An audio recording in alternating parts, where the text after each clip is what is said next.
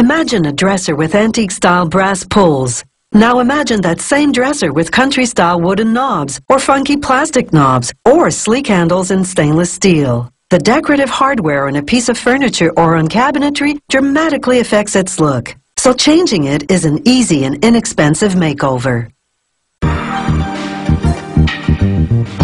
How would we get a grip on things without knobs and handles? But they're more than something that can open doors for you. The many styles add to the appeal of our furniture.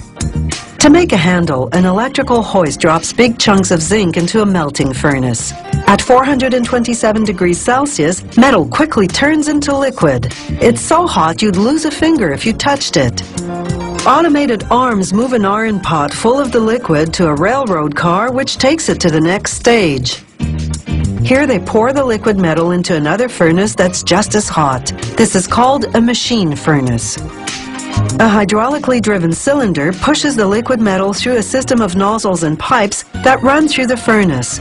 It carries the liquid metal to a die. The die shapes the handles cookie cutter style.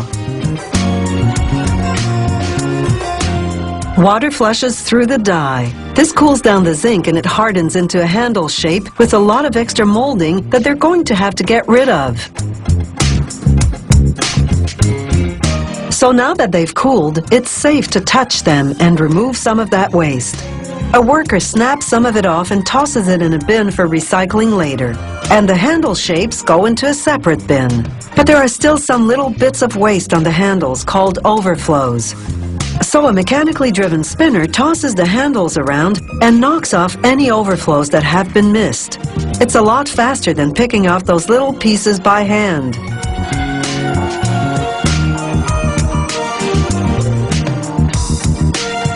A worker dumps the handle shapes into a bin. They're starting to look like something you could really hang on to. A similar die casting system is used to make knobs, but the knobs come in two interlocking pieces. They place them on a turntable and fit them together. Then a 4-ton hydraulic press presses down on the knob, and that pressure seals them. They pour a mixture of water and oil on the knobs to cool and lubricate them, while an automated machine drives a screw into the back of the knob. This makes a thread pattern inside of it, so it can be easily screwed onto furniture later. Now they plunge the handles into a chemical bath. The chemicals help to conduct electricity. This process is called electroplating. The handles are negatively charged. The brass particles in the water are positively charged. They attract and connect, and this causes the brass plating to form. They dip the handles into the chemical wash twice and then rinse twice.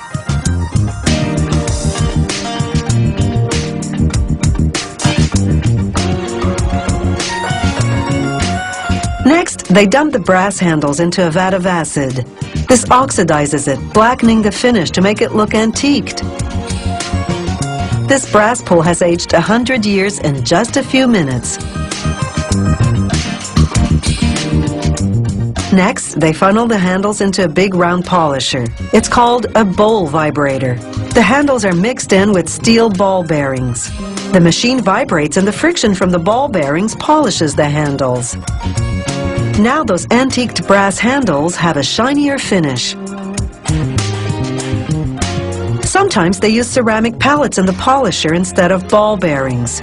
They spray soap and water into the bowl to lubricate the handles and allow them to move freely. This gentler friction results in a different finish. The polish on the handles will be brighter. Now they put a handle into a clamp.